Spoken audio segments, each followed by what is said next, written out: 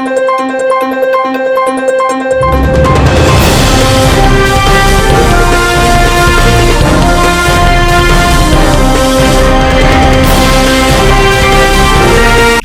ప్రజల పక్షం మైనట్ న్యూస్ కు స్వాగతం. ముందుగా హెడ్లైన్స్. మున్సిపల్ స్థలాన్ని కబ్జా చేసి టైల్స్ వేసుకున్న షాప్ యజమాని, మున్సిపల్ అధికారులు స్పందించాలి.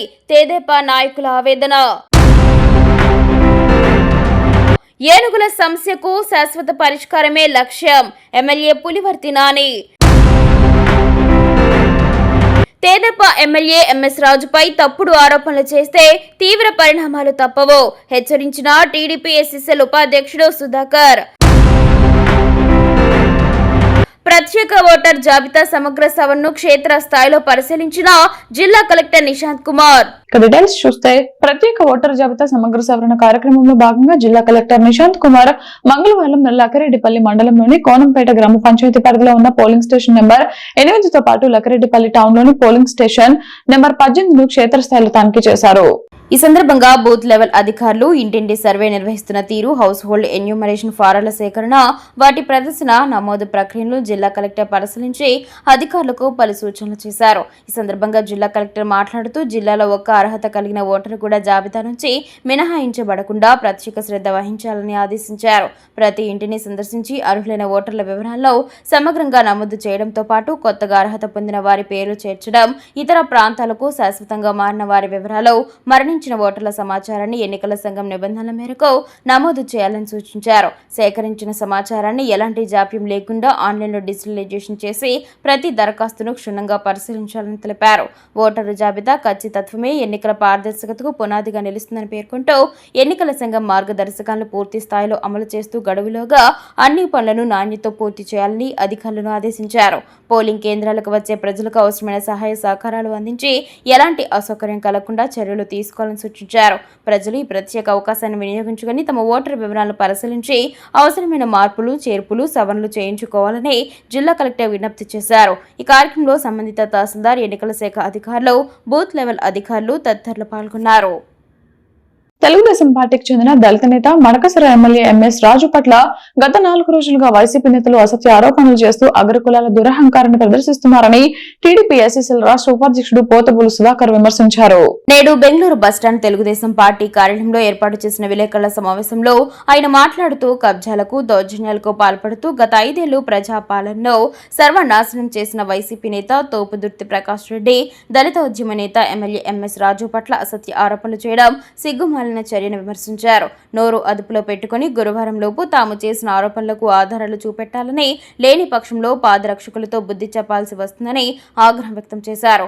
పెద్దలు ముఖ్యమంత్రి చంద్రబాబు నాయుడు, యువనేత నారా లోకేష్లను విమర్శించే అర్హత తోపుదుర్తి ప్రకాష్ రెడ్డికి లేదని అన్నారు. ఈ కార్యక్రమంలో జిల్లా తెదేపా జిల్లా ప్రధాన కార్యదర్శి పఠాన్ ఖాదర్ ఖాన్, ఉపాధ్యక్షురాలు తలారి రాధా, విజయ్, కత్తి లక్ష్మణ, రాజేష్, ఇక్బాల్ తదితరులు పాల్గొన్నారు. అందరికీ నమస్కారం. ఈరోజు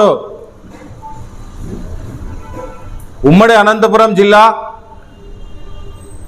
రాప్తాడు మాజీ శాసనసభ్యులు తోపుదుర్తి ప్రకాష్ రెడ్డి 2 రోజుల క్రితం తెలుగుదేశం పార్టీ పైన, అదేవిధంగా మా యువ నాయకులు నారా లోకేష్ గారి పైన, మా దళిత జాతి ఆనిముత్యం తెలుగుదేశం పార్టీ శాసనసభ్యులు ఎంఎస్ రాజు గారి పైన, అదేవిధంగా తెలుగుదేశం నాయకులపైన కొన్ని అసత్య ఆరోపణలు చేయడం జరిగింది.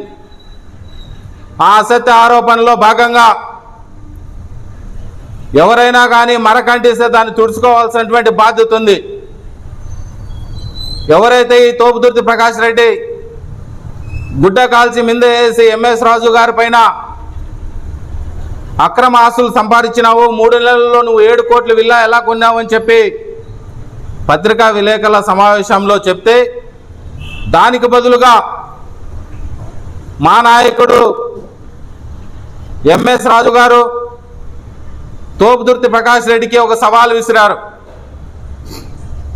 ఈ ఉమ్మడి అనంతపురం జిల్లాలోనే కాదు, ఈ రాష్ట్రంలో నాకు కానీ, నా భార్య పేరు కానీ, నా కుటుంబ సభ్యుల మీద కానీ, నా అనుచరుల మీద కానీ ఎవరి మీద కానీ అక్రమ ఆస్తులు ఉంటే నేను కలియుగ దైవం శ్రీ వెంకటేశ్వర స్వామి పాదాల చెంత నా రాజీనామా పత్రాన్ని సమర్పిస్తాను. తెలుగుదేశం పార్టీ కూడా రాజీనామా చేస్తాను. దాన్ని నువ్వు నిరూపించలేకపోతే నీకు చెప్పు దెబ్బలు తప్పు అని చెప్పి ఆ రోజు చెప్పడం జరిగింది.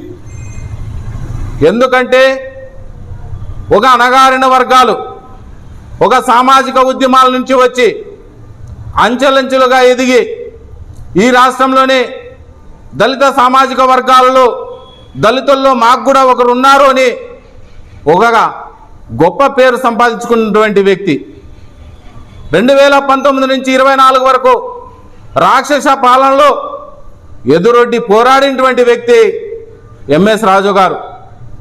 అటువంటి వ్యక్తి మీద నీ కుల అహంకారంతో నీ రెడ్డితనంతో నువ్వు అణచివేసే ధోరణిలో నువ్వు అవమానకరంగా మాట్లాడితే ఎవరైనా చూస్తూ ఉంటారా?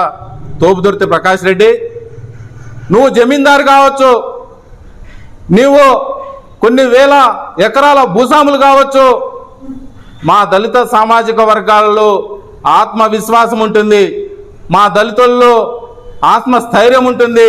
బేస్తవారం 5 గంటల లోపు నీవు చేసినటువంటి ఆరోపణలు ఖచ్చితంగా నిరూపించాలి.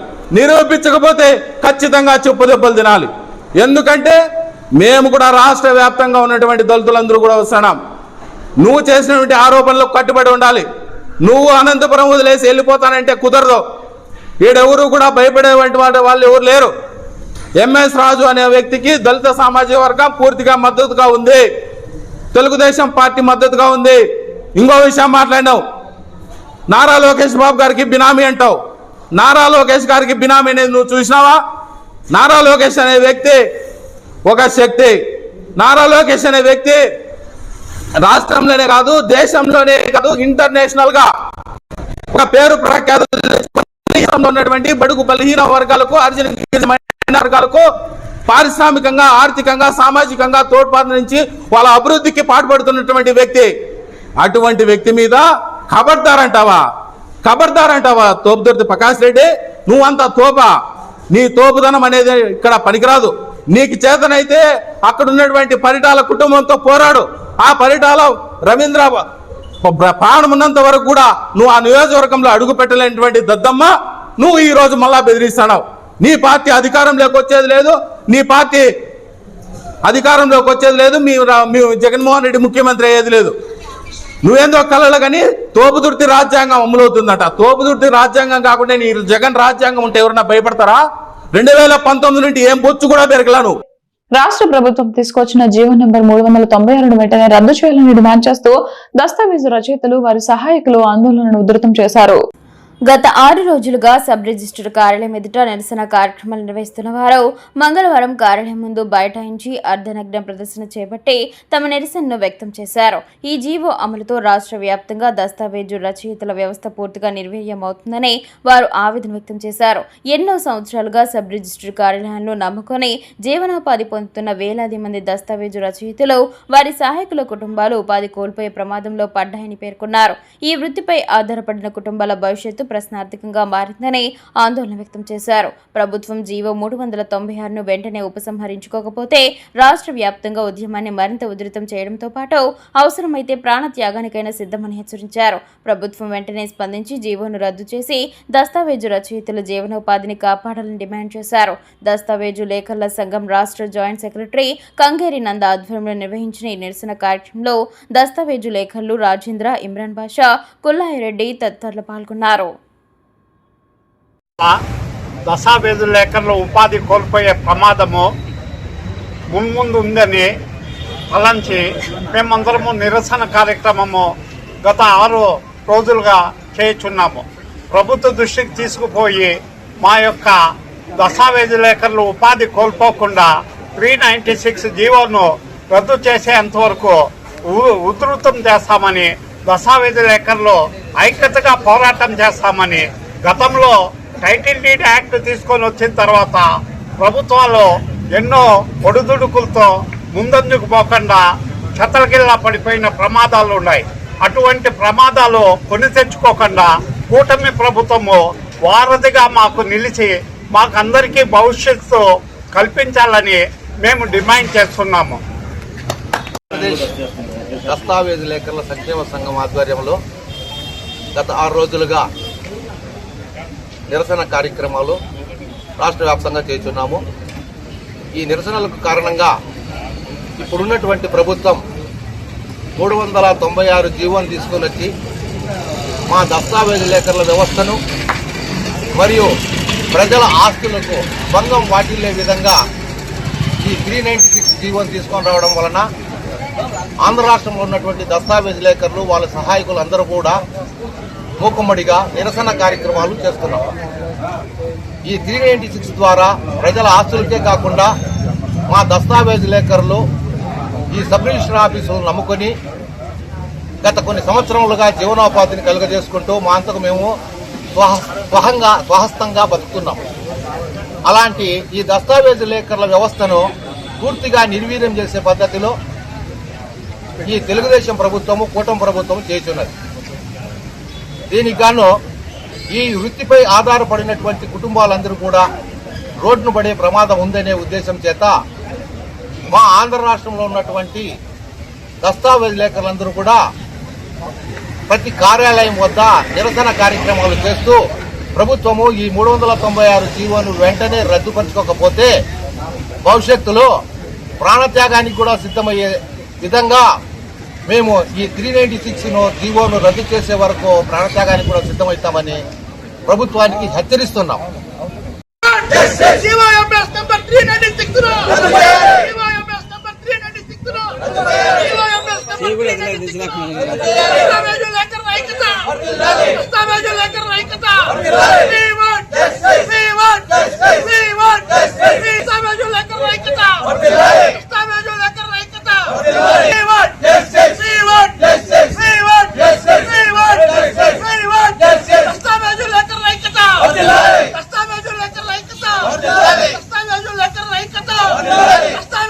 మదనపల్లి పట్టణంలోని Nirugattuvaripalli Rama Reddy layout second cross లో నివాసం ఉంటున్న రాధవ్ తన భర్త జయరాంపై తీవ్ర ఆరోపణలు చేశారు.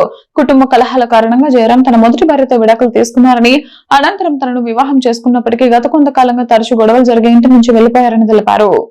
ప్రస్తుతం విడాకుల కేసు కోర్టులో విచారణలో ఉండగానే తాను 2 కుమార్తెలు ధరణి, హిమశ్రీతో నివసిస్తున్న ఇంటిని తనకు తెలియకుండా జయరాం విక్రయించారని రాధ ఆరోపించారు. ఈ విషయంపై ప్రశ్నించగా ఆస్తి నాది, నా ఇష్టమంటూ సమాధానమిచ్చారని తెలిపారు. ఇల్లు కొనుగోలు చేసిన వారు ఖాళీ చేయాలని ఒత్తిడి తీసుకొస్తున్నారని, దీంతో తాము తీవ్ర ఆందోళనకు గురవుతున్నామని రాధ వాపోయారు. 2 చిన్నారుల భవిష్యత్తు దృష్ట్యా తమకు న్యాయం చేయాలని పెద్దలు, అధికారులు స్పందించాలని ఆమె కోరారు. ఈ సందర్భంగా ఏపీ వైజీపీ ఎస్ఎస్ రాష్ట్ర అధ్యక్షుడు ఆవుల మల్లికార్జున మాట్లాడుతూ కోట్ల రూపాయల ఆస్తులు కలిగిన వ్యక్తి భార్య, పిల్లల్లో ఇలాంటి పరిస్థితుల్లో వదిలేయడం బాధ్యత రాహిత్యమని అన్నారు. రాధ ఆమె 2 కుమార్తెలకు తగిన న్యాయం చేయడంతో పాటు వారి భవిష్యత్తుకు అవసరమైన భరోసా కల్పించే బాధ్యత జయరాంపై ఉందని పేర్కొన్నారు. రాధకు న్యాయం జరగాలని స్థానికులు కూడా కోరుతున్నారు. రాధ తండ్రి కె లక్ష్మణతో పాటు అరవింద్, రామకృష్ణ నాయుడు, ద్రాక్షాయిని శ్రీనివాసులు, పల్లా ఈశ్వరయ్య తదితరులు ఆమెకు మద్దతుగా నిలిచి న్యాయం చేయాలని విజ్ఞప్తి చేశారు. అందరికీ నమస్కారం. నా పేరు రెడ్డి రాధా, మా ఆయన పేరు జయరాము. మా ఆయన కాలేడు, ఇంతకు ముందు పెళ్ళయింది. ఆయన వదిలేసి విడాకులు ఇచ్చేసి అన్యాయం చేయనాడు. నన్ను చేసుకుని నా బిడ్డలు నన్ను అన్యాయం చేయాలని చూస్తున్నాడు. 7 నుంచి కోర్టులో కేసులన్నీ జరుగుతున్నాయి. ఇంక జరుగుతున్నా కూడా వేరే వాళ్ళకి పైన అమ్మేసి వాళ్ళు మా ఇంటి పైకి వచ్చి దౌర్జన్యం చేసి చంపేస్తామని బెదిరిస్తున్నారు. మాకు అందరూ న్యాయం చేయవలసిందిగా కోరుతున్నాము. ఈరోజు మనుషులు తీసుకొచ్చి ఇంటికి వచ్చి గొడవ చేస్తున్నారు, ఖాళీ చేసేనని బెదిరిస్తున్నారు. ఇది జరుగుతుంది. మాకు వాళ్ళ వల్ల ప్రాణహాని ఉంది. నన్ను నా బిడ్డలు కాపాడవలసిందిగా కోరుతున్నాను. అందరికీ నమస్కారం అండి. మీడియా మిత్రులకి ప్రత్యేకంగా ధన్యవాదములు. నేను దళిత గిరిజన నాయకుడిని. ఒక ఆడబిడ్డకి అన్యాయం జరుగుతుందని ఈరోజు మాకు వచ్చి కంప్లైంట్ ఇచ్చారు. అయితే గత 10 సంవత్సరాల నుంచి జయరాం అనే వ్యక్తి రాధా నేమను చాలా కిరాతకంగా కొట్టడము, రోజు టార్చర్ చేయడము, చాలా ఇబ్బందులకు గురి చేస్తూ తర్వాత వాళ్ళకు 2 ఆడపిల్లల సంతానం కలిగింది. ఆ సంతానానికి కూడా చాలా ఇబ్బందులు చేస్తూ, ఒక అమ్మాయి అయితే 10th క్లాసు, ఒక అమ్మాయి అయితే 8th క్లాస్ చదువుతుంది. వీళ్ళు చాలా నిరుపేతంగా కనీసం అంటే రోడ్లో పక్కన చుట్టుపక్కల ఎవరన్నా ఆహారం పెడతారా అని ఎప్పుడెప్పుడు ఎదురు చూస్తూ ఉన్నారు. ఇలాంటి వ్యక్తులను కోట్ల ఆస్తులు ఉండి కూడా ఆ జయరామ్ అనే వ్యక్తి ఇతరులకు అమ్ముకొని ఒక స్త్రీని మహిళని చూడకుండా కిరాతకంగా కొట్టి ఇంట్లో నుంచి బయటపడేసి ఆడబిడ్డలను కూడా చూడకుండా తన కూతుర్లనే కిరాతకంగా బయట గెంటేసి వీళ్ళను నిర్లక్ష్యంగా కఠినంగా శిక్షిస్తున్నాడు. ఇతని పైన కలెక్టర్ గారు, ఎస్పీ గారు, తర్వాత ఉన్నతమైనటువంటి అధికారులు అందరూ కూడా చర్యలు తీసుకోవాలని, ఈ మహిళలకు ఖచ్చితంగా రక్షణ కల్పించాలని ప్రభుత్వంని అందరినీ డిమాండ్ చేస్తున్నాం. నా పేరు దాక్షాయిని. మేము నీరుగుట్వారిపల్లి రామరెడ్డి లేఅవుట్ సెకండ్ క్రాస్లో సంసారం ఉన్నాము. వీళ్ళు మా ఎదురింట్లోనే సంసారం ఉండింది. 7 సంవత్సరాల క్రితం వీళ్ళ గొడవ స్టార్ట్ అయింది సార్. అప్పటి ఇంకా ఇది కోర్టులో జరుగుతూ ఉంది. 7 సంవత్సరాల తర్వాత ఇప్పటికీ ఇల్లు అమ్మేసినాడు. దానివల్ల ఈ పాప బాధపడుతుంది. అది సెటిల్మెంట్ చేయకనే ఏ విధంగా అమ్మినాడు. కొన్న వాళ్ళు వచ్చి ఇక్కడ మాట్లాడితే మీరు సెటిల్మెంట్ చేసుకోండి అమ్మా, ఏం ఇబ్బంది లేదు, మీరు మాట్లాడుకోండి అని చెప్తున్నారు. దయచేసి న్యాయం జరిగేట్టుగా చేయండి. ఆయనకి ఆస్తులు ఉన్నాయి, పిల్లలు 2 అమ్మాయిలు, చిన్న చిన్న అమ్మాయిలే కదా, వాళ్లకు భవిష్యత్ అనేది ఉండాలి కదా. ఏది చేయకుండా వదిలేసిపోతే ఏమనుకోవాలి? ఆయనని కరెక్ట్గా సెటిల్ చేసేసి వాళ్ళ అమ్ముకోనిలే, అభ్యంతరం ఏం లేదు. కోర్టులో నడుస్తున్న కేసుల మీద వండుకొని అమ్మడానికి ఇది చట్టవిరుద్ధమే కదా. వాళ్ళు న్యాయంగా పోతున్నాము, కోర్టులో లేదు అంటారు, లాయర్ చూస్తే ఉంది అంటారు. ఎంతని వెంపర్లాడుతుంది. ఒక ఆడ మనిషి ప్రతిరోజు పిల్లల్ని తీసుకొని వెళ్ళాలంటే ఎంత ఇబ్బంది అవుతుంది. ప్రతి చోటకి వెళ్ళింది, ఎస్పీ ఆఫీస్కి వెళ్ళింది, కరెంట్ ఆఫీస్ దగ్గర తిరిగింది, ఎంఆర్ఓ దగ్గర తిరిగింది, రిజిస్టర్ల దగ్గర తిరిగింది. ప్రతి చోట ఎక్కడ పని అవుతుందంటే అక్కడల్లా తిరిగింది. లాస్ట్కి మీడియాను ఆశ్రయించినాం. దయచేసి మా పాపకు న్యాయం చేయండి సార్. 2 చిన్న చిన్న పిల్లలు, వీళ్ళు చదువుకోకుండా వీళ్ళని ప్రతిరోజు తిరగాలంటే వయసు వచ్చిన పిల్లలే కదా, వాళ్ళకి ఎంత ఇబ్బంది ఉంటుంది. అదన్నా ఆలోచన రావాలి కదా. కనిండే తండ్రే కదండి సార్ ఆయన కూడా. ఎట్లంటే అట్లా మాట్లాడిపోతాడు ఇంటి దగ్గరికి. ఇప్పుడు పిల్లంపిస్తే మేము ఏం సమాధానం చెప్పాలి అతనికి ఇప్పుడు? నమస్కారము. రాధా అనే పాప మా పక్కిళ్ళు, భార్య భర్తలు గొడవ పడినారు. వాళ్ళకి 2 ఆడపిల్లలు, వాళ్ళకి సొంత మిల్లు కూడా ఉంది. కొన్ని రోజుల తర్వాత అట్లా కోర్టుకి వేసినారు, గొడవలు జరుగుతూ ఉన్నాయి. అయినా కూడా వేరే వాళ్ళు వచ్చి ఇల్లు కొన్నారు. కొని ఇప్పుడు ఈ ఇల్లు మాది, ఖాళీ చేసేయండి అంటున్నారు. ఇప్పుడు ఆ పిల్లలు, ఆ పాప ఎక్కడికి పోవాలి? వాళ్ళ భర్త ఏమో ఇల్లు అమ్మేసి డబ్బులు తీసుకున్నాడు. వీళ్ళ పరిస్థితి ఏమి? ఇప్పుడు వాళ్ళ చదువులకి ఎట్లా, వాళ్ళ పెళ్ళిళ్ళకి ఎట్లా? ఆ బాధ్యత ఎవరు తీసుకుంటారు? ఆ పాపకి ఏదో న్యాయం మీరే చేయండి సార్. మదనపల్లి పట్టణం అమ్మచెరువు మిట్ట కదిరి రోడ్డులో ఆర్కే టైల్స్ ఎదురుగా ఉన్న మున్సిపల్ స్థలం నందు షాప్ యజమానులు సుమారుగా 3 కుంటల స్థలాన్ని చదివించేసి టైల్స్ పరిచే కార్యక్రమాన్ని చేపట్టారు.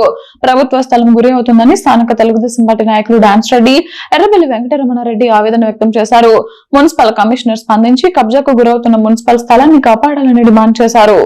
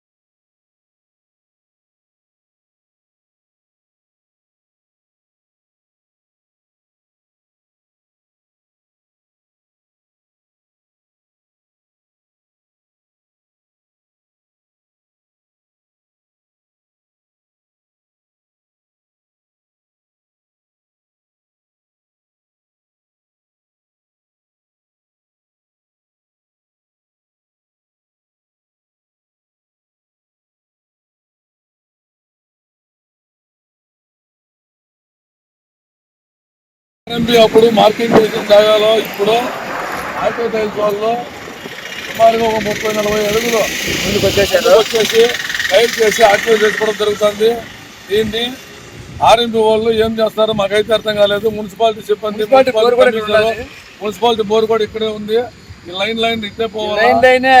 గవర్నమెంట్ ల్యాండ్ ఈ ఆర్కే టైల్స్ వాళ్ళు అయితే 100% టైల్ చేసి దాన్ని ఆక్యుపై చేసుకుంటున్నారు. కావాలంటే చూడండి. ఇదైతే అధికారులు కోరుకుంటున్నాం. అన్ని అప్పుడు గవర్నమెంట్ వేసింది అంట. ఇదంతా హైవే హైవే అవుతా ఉంది.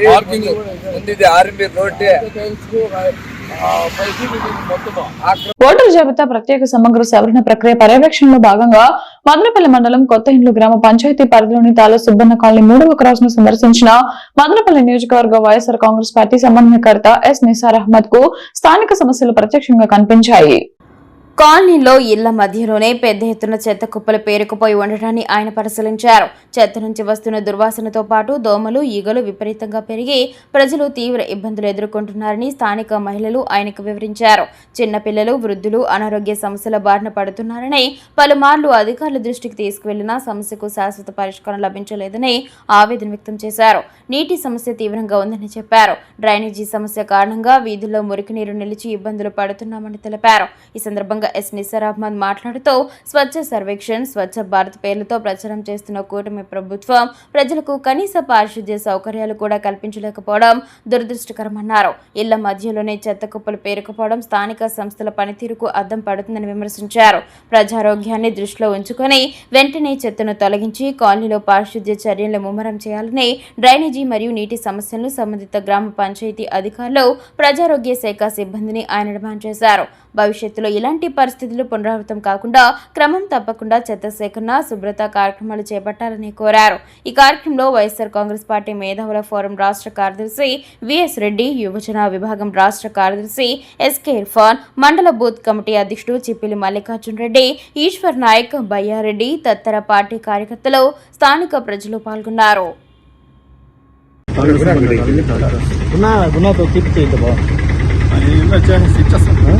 ఈరోజు వచ్చిందులో మేము వేరే ఎస్ఐఆర్ ప్రక్రియలో భాగంగా తాళ్ల సుబ్బన్న కాలనీ థర్డ్ క్రాస్లో వచ్చి పర్యటించడం జరుగుతూ ఉంది. దానికి ముఖ్యంగా ఈరోజు వచ్చిందో మేము అంతా వీధుల్లో పోతా ఉంటే కూడా ఇక్కడ వచ్చి అక్కడ ఉండే లోకల్ వాళ్ళు కూడా ఇక్కడ వచ్చి ఒక ఎన్ని పక్కలో ఖాళీ జాగా ఉంటే టోటల్ ఉండేదంతా మొత్తం చెత్త చెదారం అంతా దీంట్లో డంప్ చేసేసి ఇక్కడ వచ్చి అసలు ఈ వాసనకు చుట్టుపక్కల ఇన్ని వాళ్ళు ఉండలేకపోతా ఉండదు. క్లీనింగ్ అనే ఏమీ లేదు, అంతా చేస్తూ ఉంటారు. శానిటేషన్ అనేది టోటల్ వచ్చేది ఫెయిల్యూర్ అయిపోయింది. ఇన్ని దినాలు మా సర్పంచ్ గారు వాళ్ళు ఉండేటప్పుడు, వాళ్ళ అధికారం ఉండేటప్పుడు వాళ్ళందరూ చాలా వరకు క్లియర్ కట్ గా అన్ని చేయడం జరిగింది. కానీ ఈ రోజు వాళ్ళ అది ఇదే టైం అయిపోయిన తర్వాత ఇక్కడ చూస్తూ ఉంటే శానిటేషన్ ప్రక్రియ టోటల్ ఫెయిల్యూర్ అయిపోయింది. శాలరీస్ కూడా వాళ్ళకి ఏమి ఇవ్వడం లేదు. శానిటేషన్ ప్రోగ్రామ్ ప్రాబ్లం ఉందని శానిటేషన్ వర్కర్స్ కూడా పోయింది కలెక్టర్ గారి దగ్గర ధర్నా చేయడం జరిగింది. వాళ్ళు కూడా ఇక్కడ ఉండే చెత్త అక్కడే వదిలేసినారు. వదిలేసిన తర్వాత ఎక్కడ చూసినా దుర్వాసన, చుట్టుపక్కల ఉన్న ఇండ్ల వాళ్ళందరూ మేమేదో ఎస్ఐఆర్ ప్రక్రియ కోసం ఇక్కడికి వస్తే వాళ్ళందరూ వచ్చింది మనకు వచ్చింది కంప్లైంట్. చంద్రగిరి నియోజకవర్గ రైతాంగానికి అండగా ఉంటామని, ఏనుగుల సమస్యకు శాశ్వత పరిష్కారం చూపేందుకు కూటమి ప్రభుత్వం కట్టుబడి ఉందని చంద్రగిరి ఎమ్మెల్యే పులివర్తి నాని స్పష్టం చేశారు. జిల్లా అటవీ అధికారి సాయిబాబాతో కలిసి రైతులతో సమావేశమైన ఆయన ఏనుగుల దాడుల వల్ల నష్టపోతున్న రైతుల సమస్యల్లో ప్రత్యక్షంగా తెలుసుకుని పలు కీలక నిర్ణయాలు ప్రకటించారు. ఈ సందర్భంగా ఎమ్మెల్యే మాట్లాడుతూ ఏనుగుల దాడులతో రైతులు అధైర్యపడాల్సిన అవసరం లేదన్నారు. అన్నదాతల కష్టాలను చూస్తూ ఊరుకునే ప్రసక్తే లేదని, రైతుల రక్షణకు ప్రభుత్వం అన్ని చర్యలు చేపడుతుందని చెప్పారు. అటవీ సరిహద్దుల్లో పూడిపోయిన కందకాలను తన సొంత నిధులతోనే పునరుద్ధరిస్తామని ప్రకటించారు. శేషాపురం నుంచి మూలపల్లి వరకు సుమారు 52 లక్షల వ్యయంతో సోలార్ ఫెన్సింగ్ ఏర్పాటు చేయడానికి ప్రతిపాదనలు సిద్ధం చేసినట్లు తెలిపారు. రాబోయే 2 నుంచి 3 సంవత్సరాల్లో ఏనుగుల ముప్పు నుంచి పంటలకు పూర్తి స్థాయి రక్షణ కల్పించేలా సమగ్ర ప్రణాళిక అమలు చేస్తామని వెల్లడించారు. అనంతరం ఏనుగుల దాడుల్లో పంటలు కోల్పోయిన 39 మంది రైతులకు మొత్తం 8,48,650 విలువైన పరిహార చెక్కులను ఎమ్మెల్యే పంపిణీ చేశారు. రైతుల సమస్యల పరిష్కారానికి అటవీ శాఖ, రెవెన్యూ శాఖ సమన్వయంతో పనిచేసి శాశ్వత పరిష్కారం దిశగా చర్యలు వేగవంతం చేస్తామని తెలిపారు.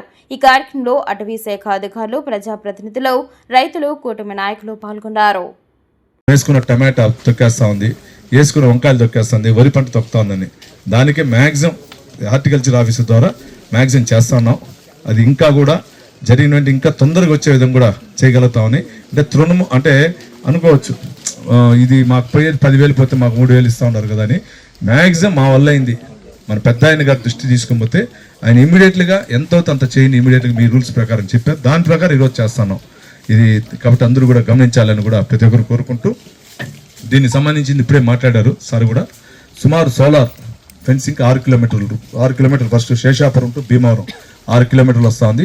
అదేవిధంగా భీమవరం జిల్లా కేంద్రం మదనపల్లి మహిళా డిగ్రీ కళాశాల నందు హెల్పింగ్ మైండ్స్ ఆధ్వర్యంలో హెల్పింగ్ మైండ్స్ వ్యవస్థాపకుడు అబూబకర్ సిద్దిక్ ధర్మపత్ని ఆర్ష పుట్టినరోజు సందర్భంగా మహిళా డిగ్రీ కళాశాలలోని 200 మంది విద్యార్థులకు ఉచిత రక్త వర్గీకరణ చేసి గుర్తింపు కార్డులు పంపిణీ చేశారు. కళాశాల ప్రిన్సిపల్ బ్రహ్మచారి మాట్లాడుతూ యువత సేవా మార్గం వైపు నడవాలని, విద్యార్థినులు పౌష్టికాహారం తీసుకుని రక్తహీనత లేకుండా ఉండాలని మదనపల్లిలో హెల్పింగ్ మైండ్స్ సేవా కార్యక్రమాలు ఆదర్శమని పేర్కొన్నారు. ఈ కార్యక్రమంలో హెల్పింగ్ మైండ్స్ వ్యవస్థాపకుడు అబూబకర్ సిద్దిక్, సంస్థ సభ్యులు అర్షియా, శశికుమార్, కళాశాల అధ్యాపకులు మోహన్ వల్లే, స్వప్న, గురుమూర్తి, జ్యోతి, మదనపల్లి వాలంటరీ బ్లడ్ బ్యాంక్ సిబ్బంది, కృష్ణ తదితరులు పాల్గొన్నారు.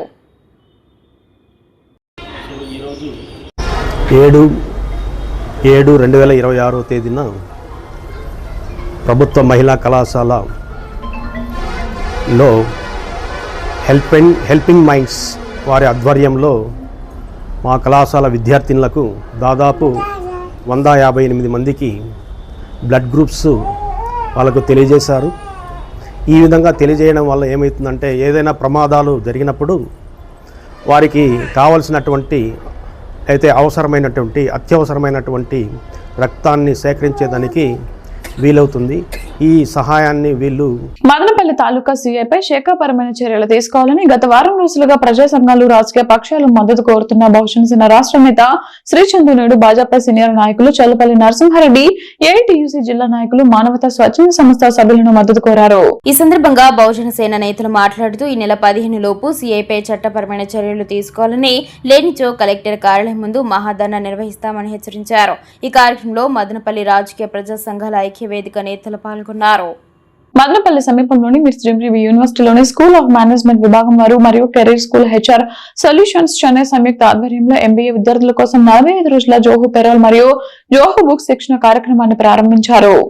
ఈ కార్యక్రమానికి ముఖ్య అతిథులుగా డైరెక్టర్ కార్తిక్ మరియు managing director Katyayani, career school HR solutions Chennai పాల్గొన్నారు. ఈ కార్యక్రమంలో మేనేజింగ్ డైరెక్టర్ కాత్యాయని మాట్లాడుతూ నేటి కార్పొరేట్ ప్రపంచంలో డిజిటల్ బిజినెస్ అప్లికేషన్లపై ప్రావీణ్యం అత్యంత అవసరమని, ముఖ్యంగా human resource management, finance, accounting, payroll administration, small business management వంటి రంగాల్లో ఉద్యోగాలు సాధించాలంటే ఆధునిక ఎంటర్ప్రైజ్ సాఫ్ట్వేర్లపై అవగాహన తప్పనిసరని తెలిపారు. ఈ 45 రోజుల శిక్షణలో విద్యార్థులకు జోహో పేరోల్, జోహో బుక్స్ సాఫ్ట్వేర్లపై ప్రత్యక్ష శిక్షణ, ఉద్యోగుల డేటాబేస్ నిర్వహణ, పేరోల్ ప్రాసెసింగ్, చట్టబద్ధమైన పేరోల్ అనుసరణలు, హాజరు మరియు సెలవుల నిర్వహణ, వేతనాల గణన, book keeping, GST invoicing, bank reconciliation, ఆర్థిక నివేదికల తయారీ, క్లౌడ్ ఆధారిత అకౌంటింగ్ విధానాలు వంటి అంశాలపై సమగ్ర శిక్షణ ఇవ్వనున్నట్లు తెలిపారు.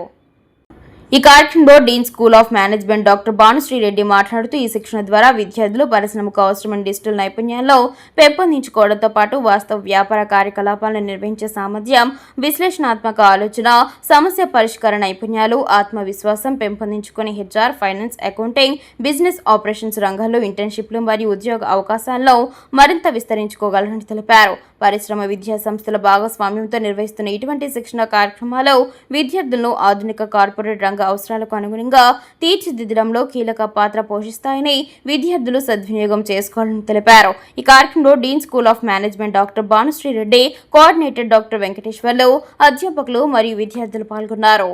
అనుక్షణం ప్రజల పక్షం న్యూస్ ఇంతటితో సమాప్తం. తిరిగి రేపటి బులెటిన్ లో మళ్ళీ కలుద్దాం. అంతవరకు సెలవు. నమస్కారం.